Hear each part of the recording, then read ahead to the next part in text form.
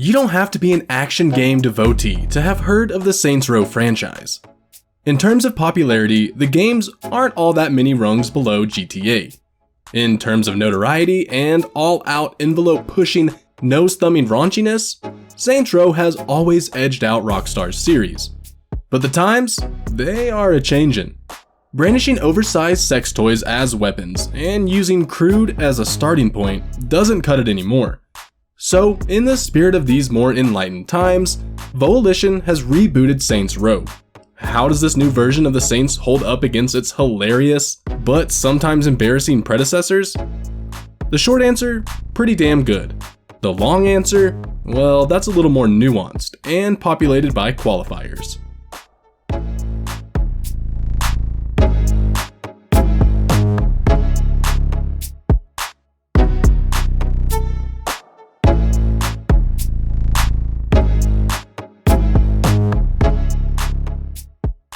Volition has stated that this reboot of the Saints is more grounded in reality.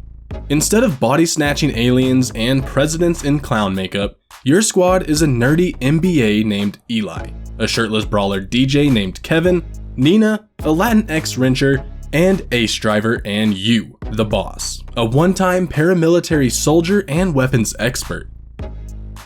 Their backstories and problems are more down-to-earth and relatable, like paying off student debt, or trying to make a success out of a new startup company.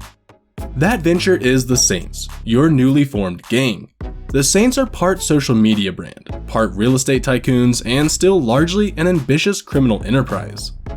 Saints Row newly minted, realistic approach to characters and narrative doesn't always do a great job of avoiding cliches, or trying too hard to mirror the Me Too, social media savvy, irony-fueled culture of its Gen Z protagonist. That realism can also feel like a mismatch with the game's still ridiculous action. Sure, Eli listens to motivational tapes and tracks the Saints' corporate progress on a whiteboard, but bullet sponge enemies still take repeated headshots to bring them down. Your character glides around Santolizo in a wingsuit and drops grenades down the trousers of foes. Do the characters feel like real people in a real world? No, they feel like video game constructs, but they're mostly likable enough. Forget Stillwater and Stillport from earlier Saints Row games. For the reboot, the Saints have moved house to a massive new city called Santolizo. It's a cross between Las Vegas, Albuquerque, and a handful of other Southwest landmarks.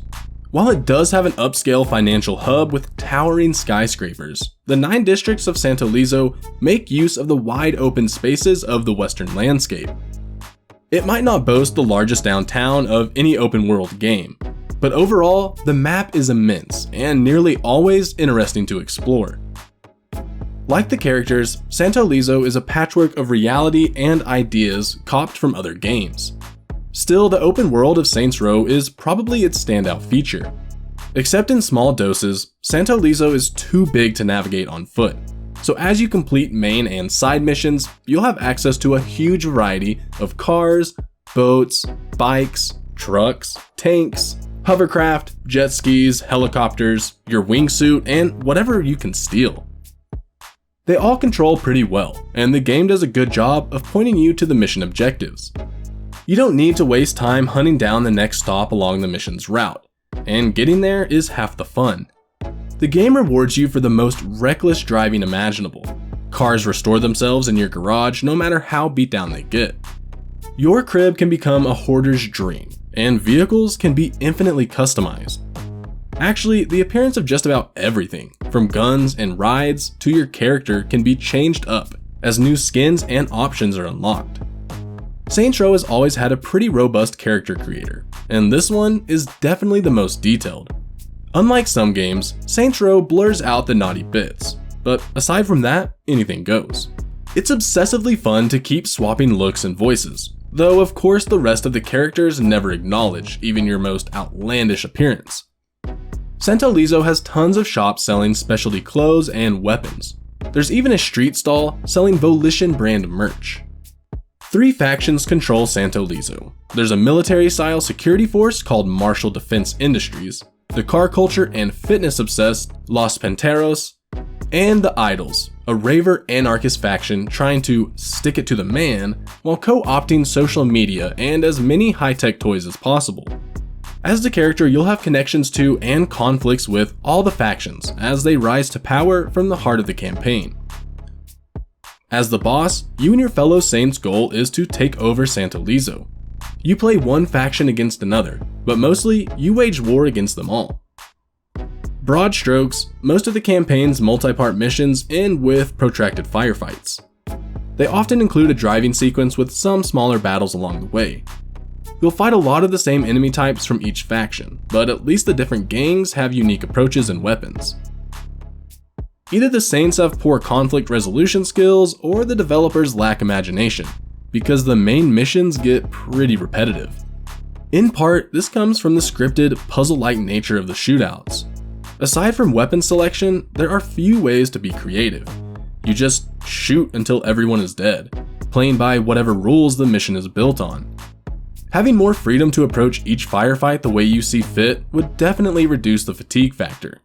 It would also help if your fellow faction members actually contributed. Most of the time, they don't do much.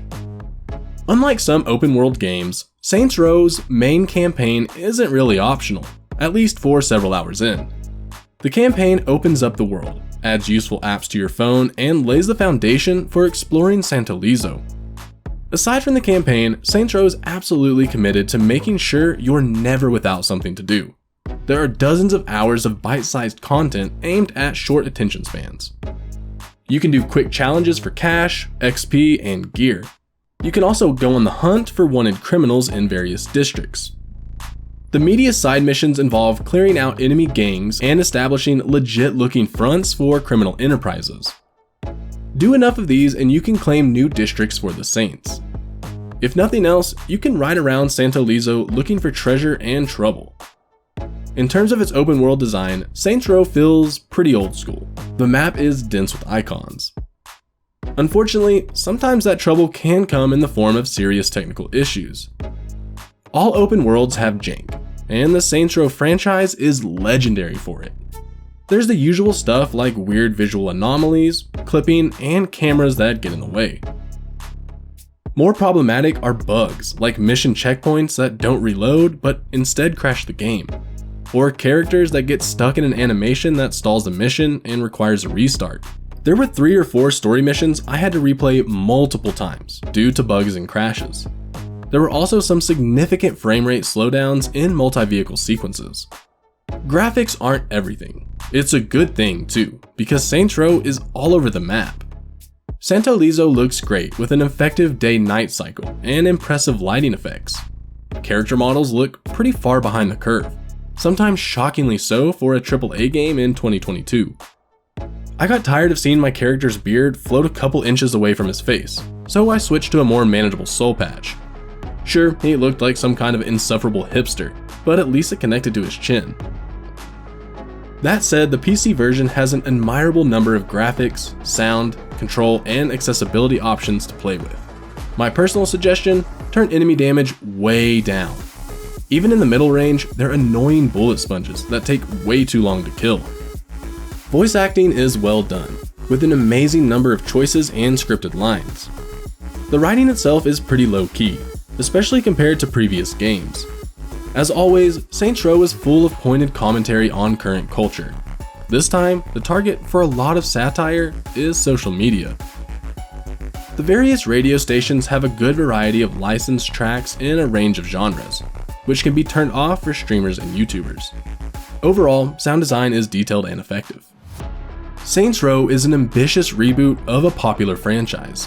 Its open world is expansive and entertaining to explore. There is always something to keep you occupied, most of it served up in bite-sized missions that are fun to check off. The game rewards you for almost everything, so your time is never wasted. Unfortunately, the main campaign is a little less successful, often falling back on repetitive action, gunplay, and set pieces that go on for too long. Despite some tech issues and inconsistent mission design, this kinder, gentler incarnation of Saints Row is probably a step in the right direction.